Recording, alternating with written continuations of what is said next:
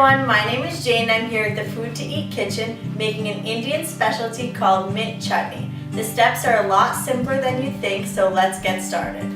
To get started, what you're going to want to do is separate the mint leaves from all of the stems because we're going to blend it, and the stems are quite bitter when you puree them. So just about one large bunch of fresh mint. So after you've separated the leaves of the mint from the stem, you're going to want to decide how many chilies you want to use, and that depends on just how brave you are. So if you want a very mild chutney, then I would recommend using about 4 to 5 green chilies that are not too large. If you want something that's a little bit more medium, I would double that. So here I have about 7 to 8 small green chilies. And if you want something very spicy, triple that and use 12 little green chilies. Although I was told by somebody who is Indian that this is nothing for them and they use twice that amount. I personally think that I would have to call firefighters if I ate a chutney that spicy, but you make the decision for yourself. So I'm going to add these into the blender along with all the rest of our ingredients except for the cilantro. So here I have a large handful of mint leaves. Throw those in. Now I want to add about a teaspoon of salt, and we're gonna possibly adjust the salt later after we taste it. We have some cumin seeds right here that we're gonna add to the blender. And now we need the juice of a lemon. You want to make sure to squeeze it into a separate bowl so that you can remove any seeds that fall in. So we have roughly a 1/4 cup of freshly squeezed lemon juice. Add that into your blender.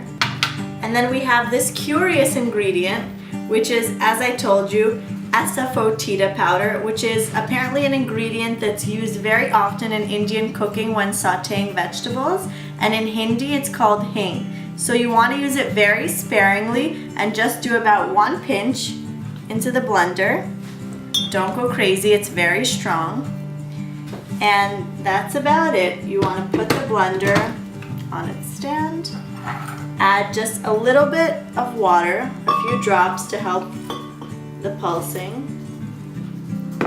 And you're not looking for a very runny consistency. You want it to form somewhat of a paste. So now let's just blend this up. As you can see, it's well blended. We want to now add some cilantro to mellow out the very strong mint flavor. You could leave it as is, but we're going to use a little bit of cilantro today. And be prepared for the scent that's going to come out of your blender. It's quite intense. And then we're going to add a little bit more water. And if you see that it's not blending properly, just continue to add drops of water until it does. We have our finished chutney here, and you're going to want to taste it to make sure that there's enough salt and enough seasoning in general, that the consistency is just how you like it. And this is great to eat with any kind of naan or pita bread. Or if you're not a vegetarian, I think this would be a great accompaniment to lamb. So thank you for watching this video. To check out more great how-to videos, go to dailyfoodtoeat.com.